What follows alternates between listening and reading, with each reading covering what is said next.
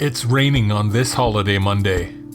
Too bad for the people who wanted to take the time off outside. But Nick is in the shop, taking care of some loose ends and helping out a buddy who needs clips to get his newly rebuilt radiator installed today.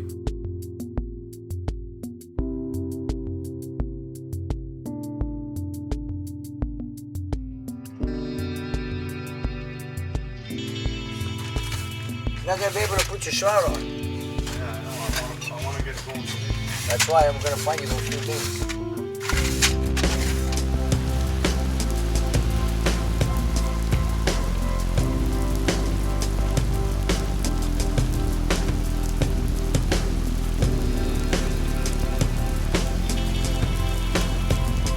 It's been a very busy summer for Nick and the shop, but he still makes the time for the little things to help keep everyone rolling.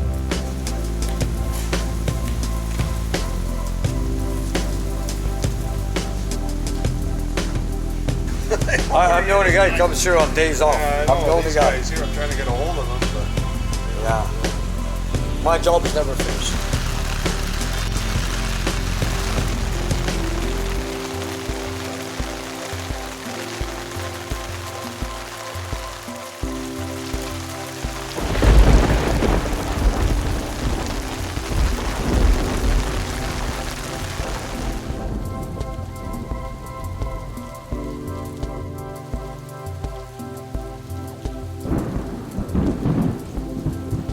The shop is peaceful and quiet this long weekend, but it'll soon be buzzing like a beehive once more.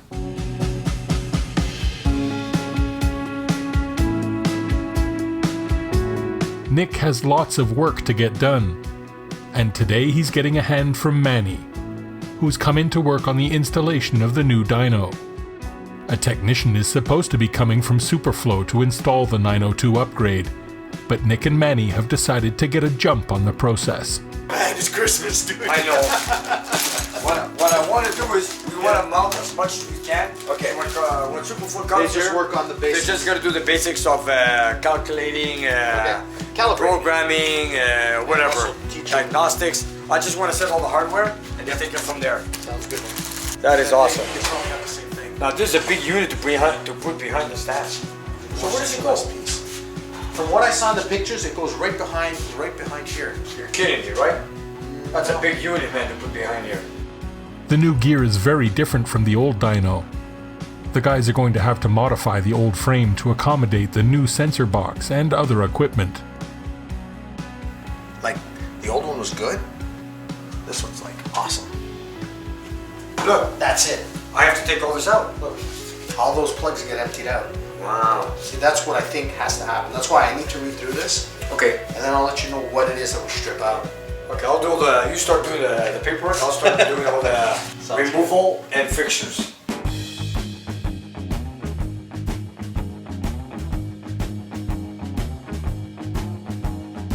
Your ribbon cable where you need it to get from board to board. The transducers are Honeywell. The pressure gauges. And they've got heavy gauge wiring on them to make sure that you don't lose anything in the wiring as far as resistance is concerned. It's all done nicely.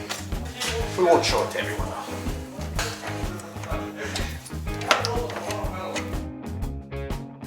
While Manny is pitching in with the dyno cell hardware, Maverick is lending a hand with the fancy new setup in the control room. And what is this look like? A bus terminal in New York City or what? Main headquarters. With the whole team working, Nick will have the new dyno up and running in no time. Until then, there are still plenty of other things that need his attention, like this amazing Boss 351 Mustang that Nick's friend Wallace has driven since the 70s.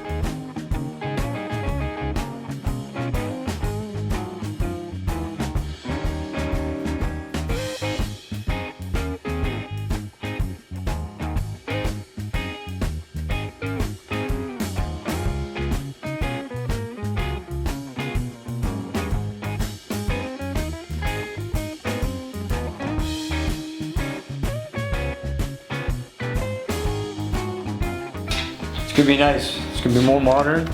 I believe it's gonna be more accurate. It's gonna be good. So I should have no electronic issues whatsoever. Can't wait to see this all set up done so I can get it running. I can't wait.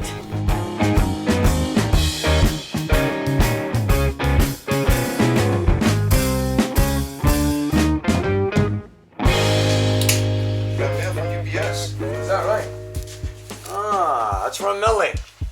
Yeah, they spoke to me last week on because they see something on YouTube. The oil pumps on the 440s don't line up with the block, so he sent me one on to check it out. Oh, okay, let's open it up and let's see what we've got.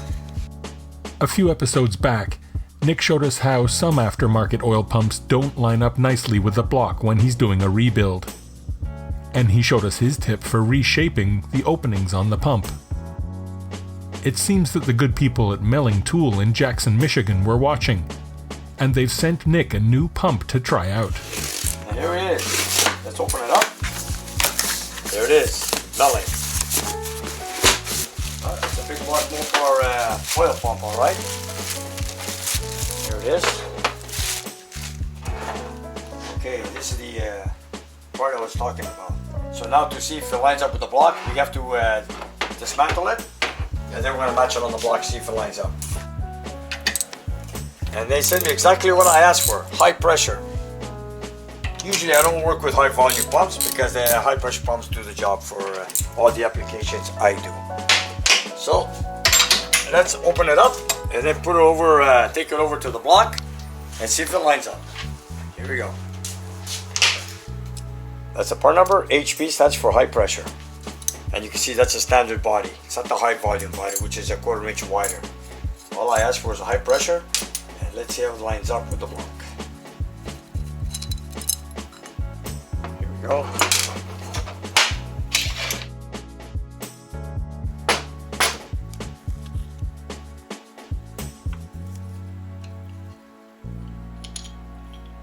Here it is. This is my concern. From what I see, this looks pretty good. Okay, let's go over.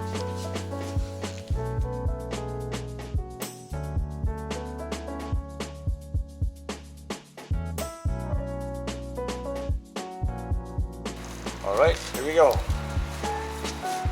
Here we have a standard basic 440 block. All 383s, big blocks, 440s, 400, 440, 426, so all like this. So here it is. We'll put it in, line up the 4 bolts right here. This is perfect compared to the one I was showing you last time on YouTube. Look at that. Just check it out. This does not need any grinding whatsoever. This is perfect. Kale from Melling. I just received your pump from your company. I put it onto my block and it fits perfect. This is exactly what I was looking for. I'm going to use this pump on another upcoming build that I've got coming. And this does need no trimming whatsoever. And here we have it. Beautiful. All the way from Melling.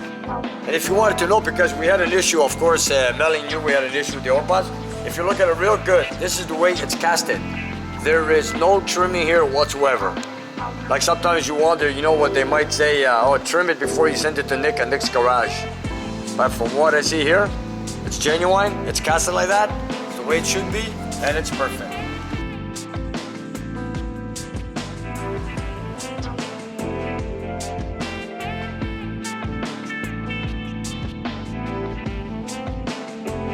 I always put a new water pump or a rebuilt water pump on every engine build I do. It's a must. Just like an oil pump. You replace the oil pump, you replace the water pump.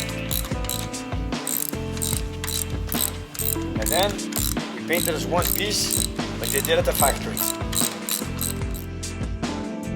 Nick has built and rebuilt more engines than he can remember. But once in a while a car comes into the shop that he's seen before. Maybe years ago, with another owner.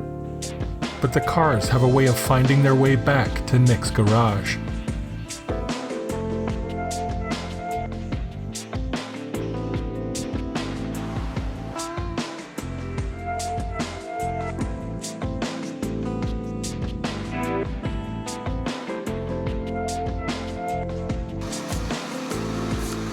I know whose car this is. I know he used to own this car. What do we got here? A 1972 Dodge Charger. with a 6-cylinder. Wow, you guys want to see a 6-cylinder? Here it is. Years ago, Nick was building a matching number 6-pack car, and he needed a couple of period-correct screws for a fender tag. A client with a 6-cylinder Charger donated the parts, and Nick thinks this is the same car. Remember, her car was a 72 with a 6-cylinder, and it was black, and it's got to be hers. It's got to be. Look at this, 10 years later, it shows up at my shop when she sold it then. Wow.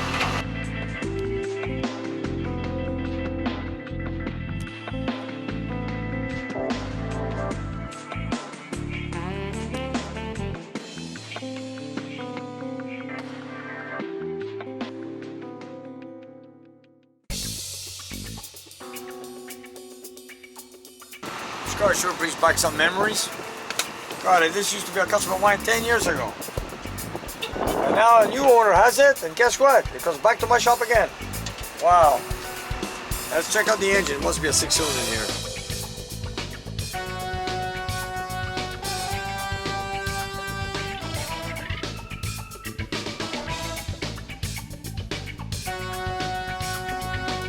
Yes, this is the car. Look at the screws. See the screws? They're not painted.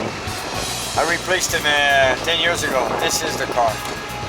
Yeah, this is the car. This is Marilyn's car, guaranteed.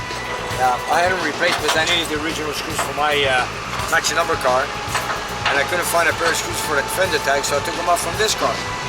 I asked the customer if I could have them. She gave them to me. I put some other ones on. And as you can see, they're slightly different. And here it is. 10 years later, it's back here in my shop.